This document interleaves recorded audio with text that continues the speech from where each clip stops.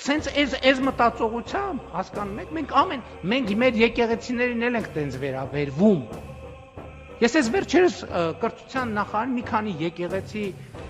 տաճարներ, բառից բուն իմաստով տաճար, մոմ վառելու, այցելելուց հետո կրթության նախարարին հարց եմ տալիս, ասում եմ, պատմամշակութային հուշարձանը, չէ՞, որը այսօր կառավարում է ոչ կառավարությունը, ոչ էլ ՊՕԱԿ-ը կառավարում։ Մենք խնդիր դնում ենք այդտեղի սանիտարական վիճակի մասին։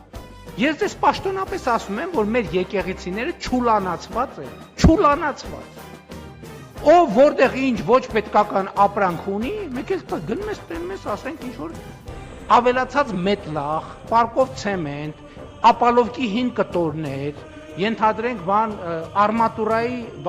հին ժանգոտ կտորներ, ասենք մտնում ես մարդը ինչի համար է եկեղեցի մտնում է ինչ որ հոգևոր հաղորդակցության